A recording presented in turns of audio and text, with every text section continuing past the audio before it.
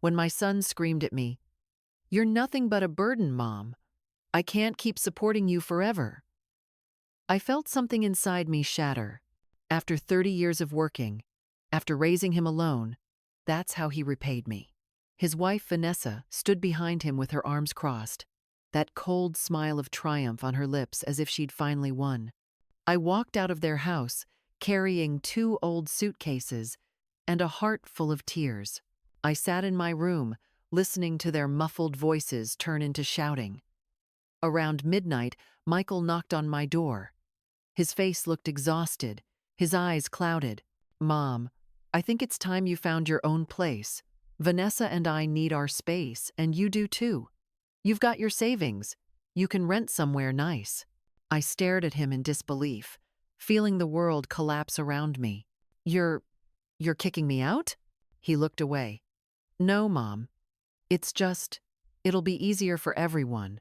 From the living room, Vanessa's voice floated in smooth and cold. "We're just helping you live independently, that's all." Independently. Such a beautiful word, yet so cruel. I packed my things in silence. 2 old suitcases, a few photos of Thomas, and my mother's worn Bible. As I stepped out, I turned to look at the house, the one I had poured my heart and years into, the one I once called home. Michael stood on the porch, saying nothing. Vanessa crossed her arms, her eyes like steel. I smiled weakly, bitterly. "Don't worry, son. I'll be fine." I walked out into the cold rain, the drops mixing with my tears. Every step felt like my heart was breaking into pieces. But deep inside, a quiet voice whispered, "One day, they'll regret this."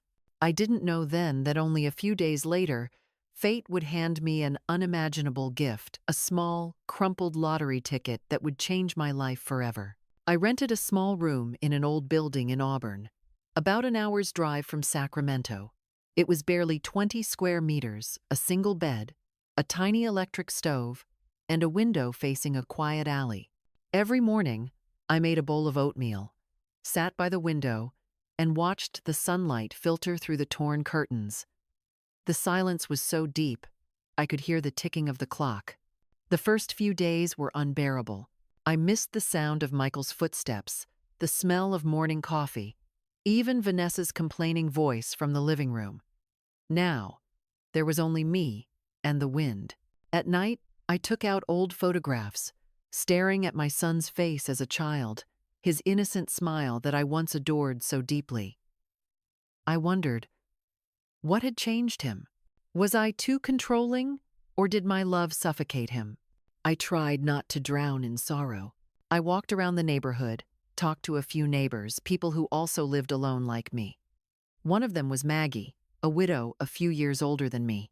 She had a warm smile and a kind way of speaking that comforted me. We quickly became friends. In the afternoons, she'd stop by with an apple pie, and I'd make tea. In that tiny room, 2 women shared stories of life, our losses, our regrets, and the dreams we still dared to keep. One morning, while organizing an old drawer to find some documents, I came across a crumpled lottery ticket at the bottom of my purse. I remembered buying it more than 2 weeks ago, back in Sacramento. It was the Friday of my last paycheck. I had walked past a small shop called Lucky Corner Mart and bought a ticket, just for fun. After being thrown out of the house, I completely forgot about it. I held the ticket in my hand. The numbers faded.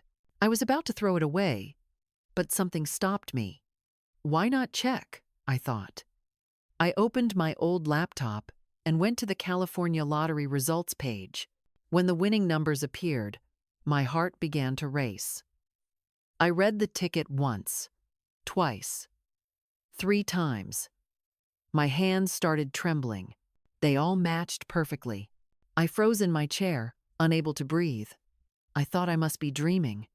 I wiped my glasses and checked the draw date again. Still correct. The date, the serial number, the entire sequence, no mistake. I had won. I had really won. $9 million. Tears streamed down my face before I even knew why. part disbelief, part fear, part something else entirely.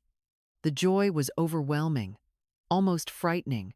I had prayed for just enough money to afford my medicine, and now life had handed me something beyond imagination. In that moment, it felt as if everything in my heart shattered and was rebuilt all at once. I didn't tell anyone. Not Michael, not even Maggie. I knew this could be either a blessing or a curse. I needed to think. I wrapped the ticket carefully, placed it inside my mother's old Bible, and went to the bank to verify it. The employee looked at me with wide eyes when the ticket came back as authentic. They asked if I wanted my name to be made public. I said no. I wanted silence. Soon after, a lawyer introduced by the bank walked in. Daniel Hayes. He shook my hand firmly and said, "Congratulations, Mrs." What they didn't know was that in just 1 week, fate would turn the tables completely. My name is Evelyn Parker, 62 years old. I worked for more than 30 years at a food company in Sacramento. For half of my life, my routine never changed. Wake up at 5 in the morning, make a cup of black coffee, walk to the bus stop, then head to the office. I worked in the administrative department, nothing special, but to me, it was everything. Parker. The most important thing now is to protect this fortune before anyone finds out. Daniel was calm, intelligent, with a quiet authority about him. He helped me open an anonymous account and set up a charitable trust called the Second Chance Foundation, transferring part of the winnings there. He smiled and said, "You didn't just win the lottery, Evelyn. You were given a second life. Let me help you start it right." The days that followed felt like living inside a dream. I bought a small cottage on a hillside in Auburn with a wooden porch overlooking the pines. I kept my life simple, drove myself to the market, cooked vegetable soup, read books every night. The only difference now was that I no longer feared the next bill or the next doctor's visit. One day, Maggie looked at me curiously and said, "Evelyn, you seem different lately. Your eyes are brighter, you smile more. What's going on?" I just laughed softly. Maybe I finally realized I'm luckier than I thought.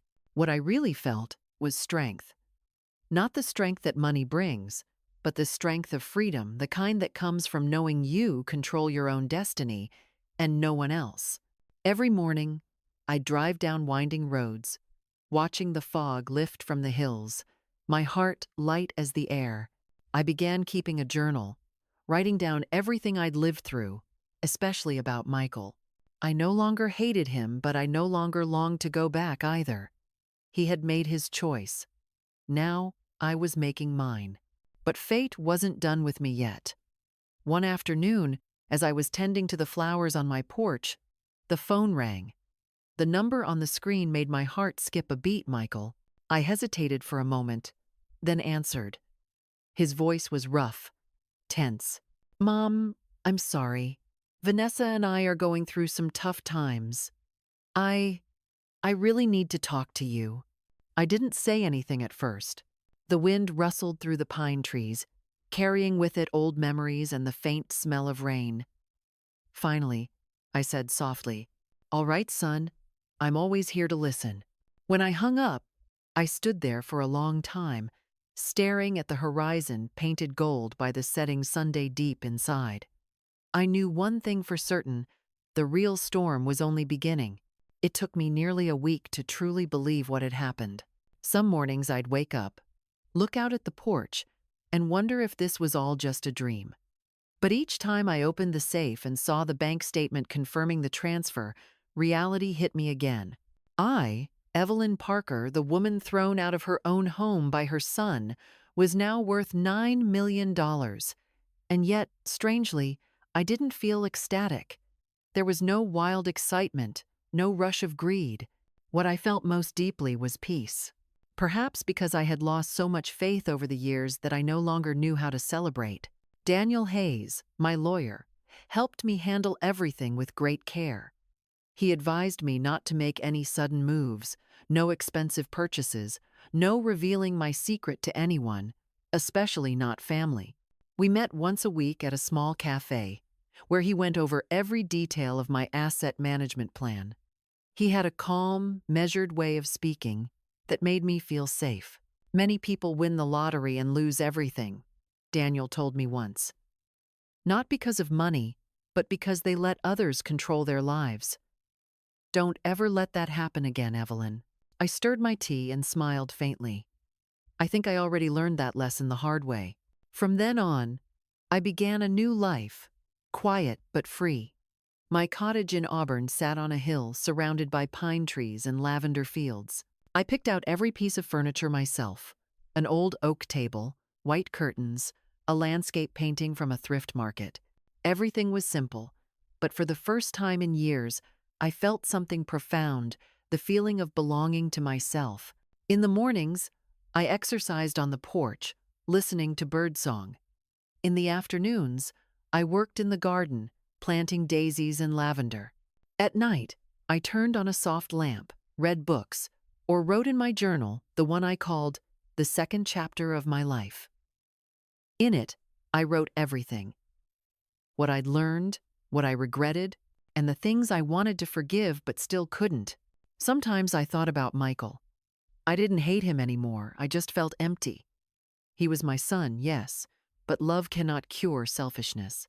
Some children only know how to love themselves, and some mothers must learn to love themselves just to survive. Since the day my husband, Thomas, passed away from a heart attack, that job was the only thing that kept me standing, the only way I could support myself and raise my only son, Michael. Michael was the reason I lived. I used to believe that as long as he was happy, every sacrifice I made was worth it. I did everything for him. Worked overtime to pay his college tuition, skipped meals so he could have new clothes, and later helped him buy his first home with his wife. One afternoon, I came home from the market and saw Maggie waiting at my door with a basket of apples. "Evelyn, you'll never guess who I met today," she said. "The president of the local charity association. They're looking for sponsors for a program to help homeless seniors." My heart skipped. Homeless seniors. Those two words hit me hard. I had been one of them only. Luck had saved me. I invited Maggie in for tea, and as she explained the project, a spark lit inside me. That evening, I called Daniel. "I want to donate part of the money," I said, "to create a foundation for older women who've been abandoned or lost their homes." He was quiet for a moment, then asked, "Are you sure?" I've never been more sure of anything in my life. Over the next few weeks, we worked tirelessly on the details. Finally, the Second Chance Foundation was officially registered, a charity dedicated to supporting middle-aged women in crisis. I used a trustee's name as the public founder, keeping my identity hidden.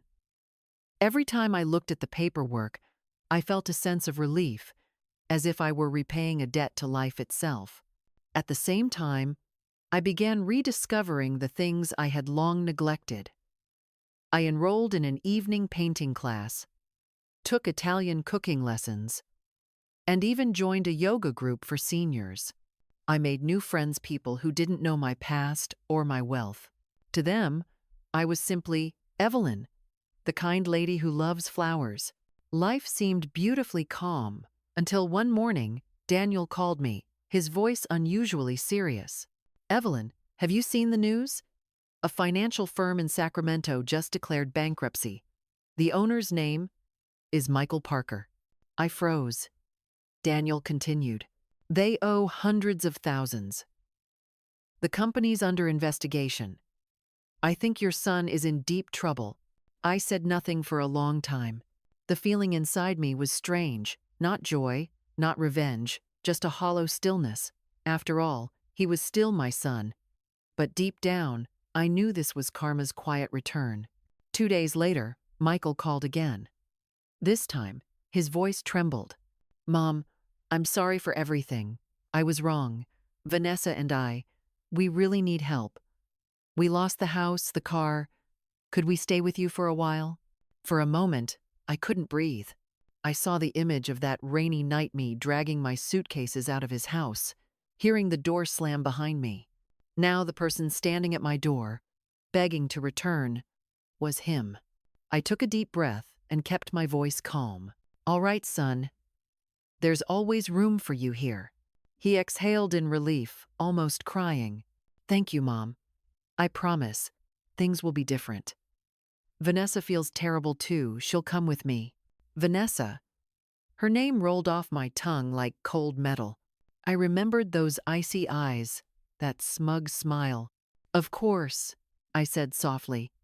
Come, I'll make dinner. It's been too long since we've all eaten together. When I hung up, I stood still for a long while. Outside, the wind picked up, stirring the lavender field under the fading sunset. I knew this wasn't just a visit, it was the beginning of something inevitable. That night, I prepared everything carefully. Creamy pumpkin soup, toasted bread, and a bottle of red wine Daniel had once given me. I wore a simple blue dress, brushed my hair, and waited. When I heard the sound of a car outside, my heart didn't tremble with fear, it pulsed with readiness. Michael looked thinner, worn out, dark circles under his eyes. Vanessa followed, still beautiful, still proud. She glanced around the house, lips curling slightly. So, this is where you live now? It's cute. Maybe a bit small for 3 people, though. I replied evenly. Don't worry, dear. I'm used to living in small spaces. Michael looked down in embarrassment. Vanessa sat on the sofa and began with her usual sweet tone. We're so grateful, Evelyn. Really. Things have been rough lately. If you could just help us a little just until Michael's business recovers, we'd pay you back, of course. I smiled gently. Of course, Vanessa. That's what family is for. Both of them relaxed visibly. But they had no idea that every word, every gesture, I was watching, memorizing. The anger I once felt had cooled long ago, hardened into something sharper, quieter. I would help them, yes, but not the way they expected. That night, after they went to bed, I stood alone on the porch. The moonlight shimmered across the lavender field like waves. I whispered to myself, God gave me a second chance not to hate, but to bring justice. And there, under the silver light, a plan began to take shape, slow, deliberate, and impossible to see coming. I proudly called it my son's home. I thought we would live happily and peacefully together, but I never imagined that very house would one day be the place to throw me out without a trace of mercy. The day Michael married Vanessa, I cried tears of joy. Vanessa was beautiful, educated, and charming. She hugged me, called me Mom, and gave me a silk scarf. I truly believed she cared for me. I tried to love and nurture everything around them, but that trust didn't last long. The next morning, I woke up earlier than usual. Sunlight streamed through the curtains and glimmered on the dining table I had set the night before. From the soft sounds in the living room, I knew Michael and Vanessa were already awake. I walked out and greeted them with a gentle smile. Good morning, you two. I made coffee, and there's toast on the table. Vanessa looked up, dark circles under her eyes, but still perfectly made up. She smiled faintly. Thank you, Mom. It's so quiet here. Maybe that's exactly what we need to calm down. I only smiled in response. Michael sat silently, his face a mix of exhaustion and shame. As I looked at my son, I felt 2 forces inside me pulling in opposite directions, love and cold detachment. I had once taught him about gratitude, and now I would have to teach him again, this time through the lesson of consequence. For the first 3 days, I said nothing. I simply watched. Vanessa was all sweetness and politeness, always accidentally mentioning their financial problems. She explained how Michael's firm had been sued by partners, how their debts were mounting, and how all they had left were a few suitcases. Each time she told the story, her eyes shimmered with tears, perfectly timed to evoke sympathy. One afternoon, she walked into the kitchen while I was washing dishes. Mom, she said softly, I know this might be awkward to ask, but if you still have some savings, could you lend Michael a bit? Just enough to cover a short-term loan. Once things get better, We'll pay you back immediately." I turned and dried my hands on a towel. "Vanessa, you know I don't have much. My pension just covers my living expenses. But I'll think about it." She smiled and hugged me too tightly. "Thank you, Mom. You're the best." As she walked away, Daniel Hayes's words echoed in my mind. People are only sincere when they want nothing from you. That night, I started planning. Daniel helped me reach out to one of his old friends, Linda Moore, who owned a small financial company in Sacramento. I explained Michael's situation, and Linda agreed to help me stage a little investment opportunity that would expose their true intentions. The plan was simple. Linda would pose as a representative of a new investment fund looking for partners in finance. Daniel would introduce Michael as a potential collaborator, a second chance for his career. I would stay in the background, silent and unseen. 2 weeks later, Linda met Michael at an upscale restaurant downtown. I didn't go, but Daniel arranged to have the entire conversation recorded. When I listened to it later, every word from my son cut like glass. Michael introduced himself confidently, saying he had years of experience and was willing to take any risk if given the chance. Then he added casually, "I actually have a relative, my mother. She has some savings. If needed, I can convince her to invest, just to show my commitment." Linda asked, "Are you sure she'd agree to that?" Michael laughed. "Trust me, she's soft. A few words and she'll sign anything." Hearing that voice so sure, so manipulative, made my heart ache. That wasn't the boy I raised. That was a man who saw his own mother as a tool. Daniel looked at me and asked quietly, "Do you want me to stop this, Evelyn? We already have enough evidence to take legal action." I shook my head. "Not yet. They still think I'm their prey. Let them believe that a little longer." A week later, Michael came home, full of enthusiasm. "Mom, I've found something amazing. There's this new investment opportunity. I just need $50,000 to get in. Once it takes off, I'll double your money." I looked at him with soft eyes, the kind that made him uncomfortable. "Michael, I don't have that kind of money. But if you truly believe this is right, I'll help." I took out a check, real, but for $5,000 only, and handed it to him. "I trust you, son." He took it, forcing a smile, but I saw the flicker of disappointment in his eyes, like a gambler who'd just lost a bigger bet. That night, Vanessa came into my room holding a glass of wine. "Mom, I know you're helping Michael, and I really appreciate it. But honestly, that project needs more. If you could maybe mortgage this house, we'd get through this. Once things turn around, we'd take care of you forever." I looked at her, my eyes steady and cold. "Vanessa, I once had a house. Do you remember? The one you and Michael threw me out of. I don't need another one." She flushed, but forced a smile.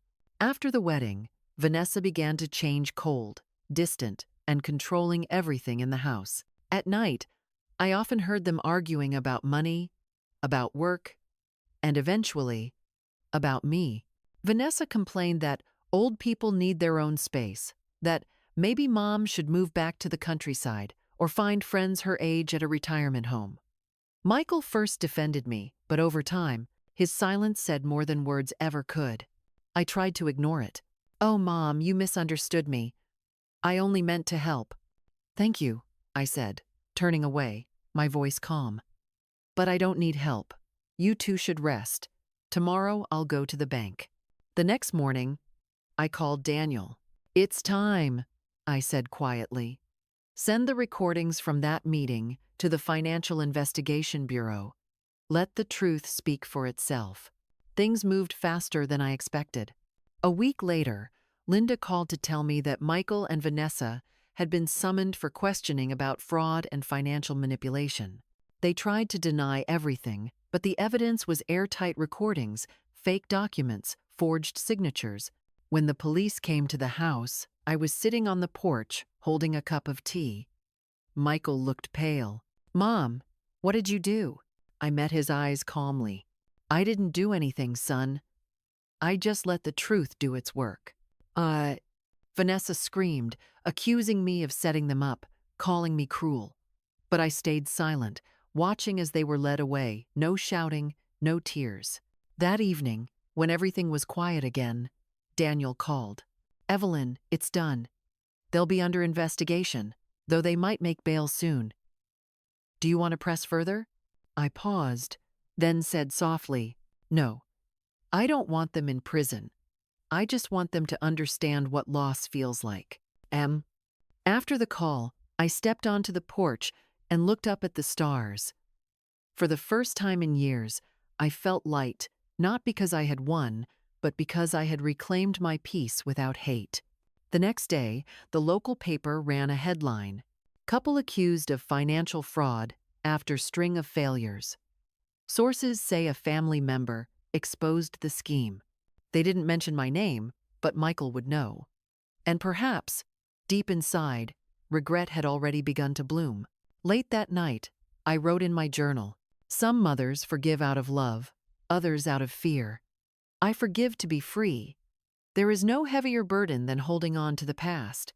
I closed the notebook, turned off the light, and let the night breeze drift through the window. Somewhere in the woods, an owl hooted a sound of quiet strength, steady and fearless. And I knew my story wasn't over yet. Because forgiveness doesn't truly begin until the deepest pain has been seen all the way through. News of Michael's financial investigation spread like wildfire. Within a week, everyone in town was whispering about it. They said my son, the man who once bragged about his success and intelligence, was now facing federal charges for fraud and document falsification. I didn't say a word. I simply went on with my days, shopping for groceries, watering my flowers, cleaning the house.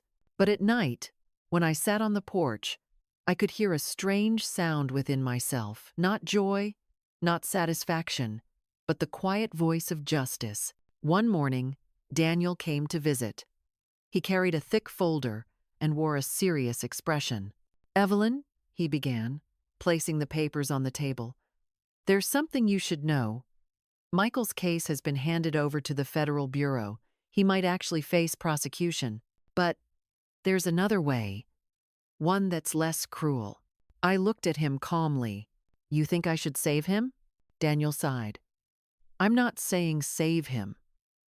I'm saying end this at the right time. If you want him to have a chance to start over, I can negotiate a settlement under one condition. He must leave the financial world for good and repay the victims. I stared out the window for a moment. In my mind, I saw Michael at 10 years old running through the yard with a toy car, calling me his hero mom. That memory softened something deep inside me. Do it, I said quietly. But I don't want him to know I was involved. He needs to face the consequences on his own. Daniel nodded. You're one of the strongest women I've ever met. 3 weeks later, Michael was released on bail. The media reported that he was cooperating with investigators and voluntarily reimbursing losses. I read the article and smiled faintly. Voluntarily, what a lovely word. But the truth was, everything had already been arranged behind the scenes. That same day, I was baking bread when I heard a car stop in front of the house. I looked out. It was Michael. He was thinner, disheveled, his clothes wrinkled. Vanessa wasn't with him. I kept working, helped them pay the mortgage, cooked, cleaned, and took care of everything like a shadow in my own home. But one day, my body gave out. The pain in my back and shoulders became unbearable. The doctor told me, Mrs. Parker, your body can't handle this kind of office stress anymore. You need to rest. I spent several sleepless nights thinking. Finally, I decided to retire, not because I was tired, but because I wanted to live. He stood at the gate for a long time before finally knocking. When I opened the door, his eyes were filled with tears. Mom. His voice trembled. I don't even know where to start. I know you hate me. I've done terrible things, but I've lost everything. Vanessa's gone. My friends disappeared. I've got no job. You're all I have left. I said nothing. I let him speak. When tears rolled down his face, I handed him a tissue. Come in, Michael. He sat at the dining table, the same one he used to sit at as a child. His hands shook around a glass of water. He looked around the house, as though searching for a memory. You still live so simply, he murmured. And look at me. What have I done with my life? I sat across from him, my voice calm. Sometimes, you have to lose everything to realize what's worth keeping. He lowered his head. I'm sorry. Can you ever forgive me? I looked at him for a long time. The lines around my eyes softened as I smiled sadly. Forgive you? I already have, Michael. But forgiveness doesn't mean forgetting. And it doesn't mean things can ever go back to how they were. He nodded, his shoulders trembling. I understand. I'm not asking for anything else. I just wanted to say thank you for letting me walk through this door again. I stood up and walked to the window. Outside, the lavender fields shimmered under the sunlight. You know, Michael, I said quietly, some mistakes can't be erased. But if you truly regret them, God will give you another chance. He was silent for a moment, then asked softly, I want to start over. Do you think I can? I turned and smiled. Starting over isn't hard. What's hard is not repeating the past. Over the next few days, Michael stayed with me, helping repaint the fence, mend the roof, and tend the garden. I could see the change in him. The arrogance and entitlement were gone. He worked quietly, humbly, and sometimes I found him sitting alone, reading from my old Bible. One evening, as I was making tea, he came in, his voice low. Mom, there's something I need to tell you. I looked up. What is it? I know you had something to do with my release, Daniel told me. I froze, setting the teapot down. He shouldn't have told you. Michael shook his head.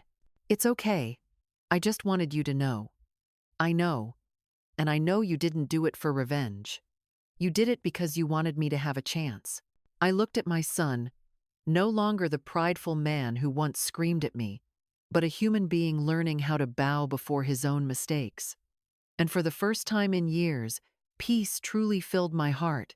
As long as you understand, I said softly, that's enough. He nodded, then quietly left the room. The door closed gently behind him, leaving the faint scent of tea in the air. 2 months later, I received a letter from the court. Michael's case was officially closed. He was barred from working in finance for 5 years, sentenced to community service, and ordered to repay restitution. I folded the letter and felt a deep calm. Justice doesn't need cruelty, just clarity. A few days later, the newspapers ran another story. Second Chance Foundation donates $1 million to support homeless women across California. Founder remains anonymous. When I saw it, I smiled. Sitting across from me, Michael was reading the same page.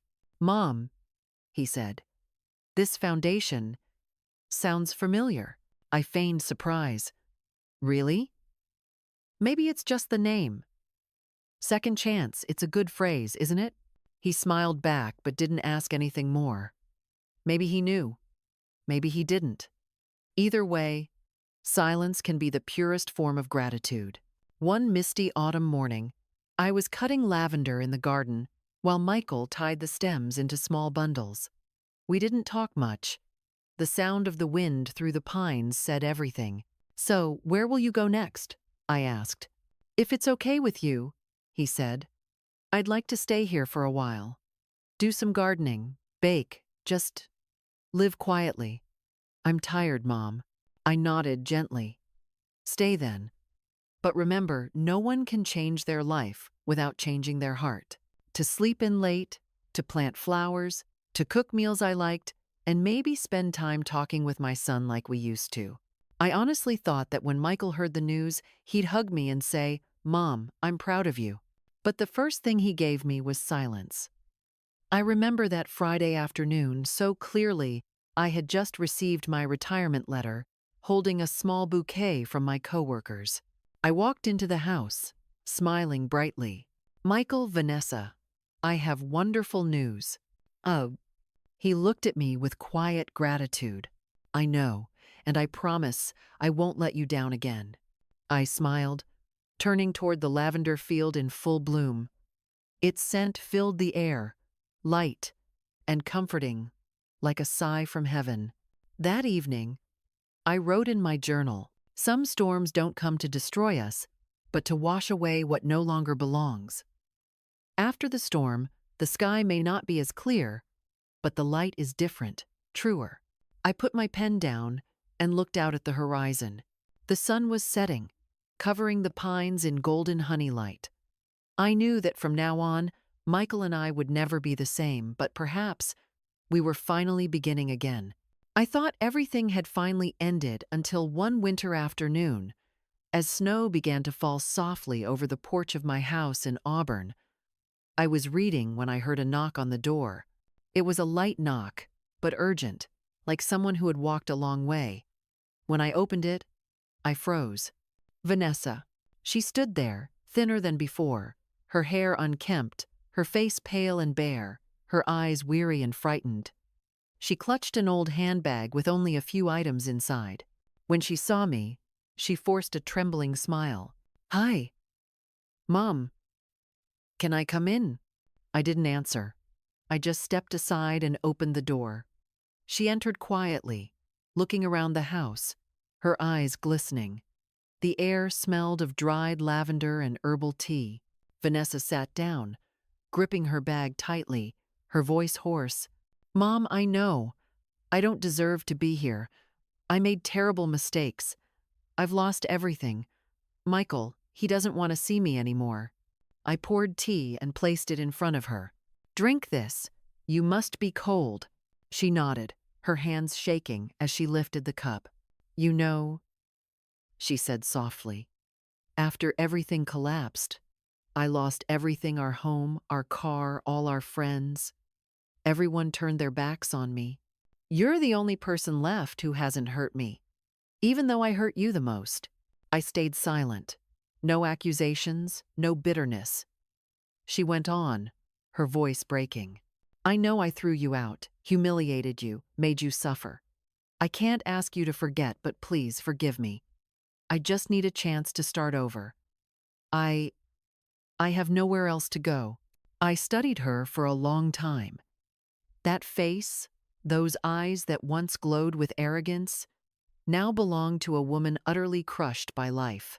In that moment, I realized that the greatest punishment isn't handed out by people, but by life itself. "Vanessa," I said quietly, "do you know why you lost everything?" She nodded weakly. "Because of greed, because of pride. I thought that money and power meant control, but I was only destroying myself." Tears streamed down her face, falling into the steaming cup of tea. "I know, and I'm truly sorry." I placed my hand on the table and spoke evenly. "You don't need to beg me. I don't hate you. Hate only makes the soul heavier. But forgiveness doesn't mean letting the past back in. Do you understand?" She looked up, eyes confused. "What do you mean?" I took a deep breath and looked straight at her. "You can stay the night, rest, have a warm meal. But tomorrow morning, you'll have to leave. I can't let the past return. I've fought too hard for this peace." Vanessa was silent for a long time. Then, slowly, she nodded. Her last tear fell not from despair, but from acceptance. "I understand," she whispered. "Thank you for at least letting me step inside." I gave a faint smile. This door will always open for those who truly regret, but it closes to anyone who takes kindness for weakness. I hope you never walk that path again." She nodded, squeezed my hand, and stood up. Before leaving, she turned back, her voice trembling. "Mom, I know the Second Chance Foundation is yours. I read about it. I recognized your words in its mission statement. I just wanted to say, thank you for helping so many women like me. Maybe one day, I'll come to that foundation not for money, but to learn how to live better." I watched as she disappeared into the fog beyond the porch. A feeling of deep calm filled me. I knew, finally, that the circle had closed. That night, when Michael came home, I told him Vanessa had been there. He didn't seem surprised, only nodded. I figured she'd come looking for you. She always thought you'd save her. Are you still angry with her? I asked. He thought for a moment before answering. No, I think everyone pays for what they've done, one way or another. I just feel sorry for her. She's lost. And honestly, I used to be just like her. I smiled softly, my eyes warm but firm. I've officially retired. Now I'll have more time to help you both and take care of that garden I always talk about. Vanessa was sitting on the sofa, sipping her wine. She looked at me over the rim of her glass, lips curving into a faint, sarcastic smile, not of joy, but of disdain. Her voice was soft, but sharp. So, what exactly are you going to live on? That question cut through me like a blade. I forced a smile. I have some savings, and I'll receive my pension every month. Then you've really changed, Michael. When we can see others with compassion instead of hate, that's when we're truly free. He was quiet for a while, then placed a hand on my shoulder. I'm sorry, Mom, for everything I put you through. I don't know how you became so strong. I looked at him, my voice gentle but steady. I'm not strong, Michael. I just ran out of things to lose. When you've lost everything, the only thing left is to stand up again. A week later, I received a handwritten letter, unsigned. Inside, a single note read, "Thank you, Mom. You saved my life. I'm volunteering at the Second Chance Foundation in San Diego now. I'll never go back to who I was. V." I folded the letter and slipped it between the pages of my journal. Outside, the winter sun spilled gold across the lavender fields. My heart was at peace. All the circles had closed the pain, the betrayal, even the revenge. No one owed anyone anything anymore. What remained were truth, justice, and mercy. That evening, as Michael and I sat on the porch, he asked, "Mom, do you regret anything?" I shook my head slowly. "No, son. Some wounds have to exist to remind us that we lived, that we loved. Without pain, how would we know how far we've come?" Michael smiled, his eyes brighter than ever. "You're right. Sometimes losing everything is the best thing that ever happens to us." I turned toward the starry sky and whispered, "Yes, because only after losing everything do we finally learn how to keep ourselves." We sat in silence for a long time, the sound of crickets mixed with the whispering wind. Everything felt still, complete, as if the universe itself was closing the final chapter. I knew then that I no longer needed revenge or recognition. I had already won, not through money or power, but through peace of heart. My life has passed through many seasons, some warm, some full of storms. But looking back now, I realize it was those storms that made me stronger, that taught me the real meaning of inner peace. I once believed that revenge was the only way to make things right. But I learned that revenge never brings freedom, only forgiveness does. Forgiveness doesn't mean forgetting, nor does it excuse what was done. Forgiveness is when you can look at your scars, smile, and say, "I survived, and I'm still standing." These days, every morning I make a cup of tea, open the porch door, and watch the sunlight drift across the lavender fields. I feel lucky not because I have money, but because I can finally live without fear, without dependence, without resentment. I've found myself again, the woman who once forgot her own worthwhile, giving everything to others. If someone were to ask me, "What is happiness?" I would answer, "Happiness is when you can look back at your past without regret and look toward your future without fear." Michael has truly changed. He now works with me at the Second Chance Foundation, helping women who've been hurt and abandoned, women who remind me of my younger self. And of Vanessa, too. And as for me, I still write in my journal every night, not to relive pain, but to record gratitude. A simple meal, a kind word, a quiet sunset. I've come to understand that true justice isn't about who wins or loses, but about whether you can keep your heart intact through it all. Sometimes the greatest victory is knowing when to stop fighting and choosing kindness, even when life hasn't been kind to you. So if you're hearing this story, I want you to remember one thing.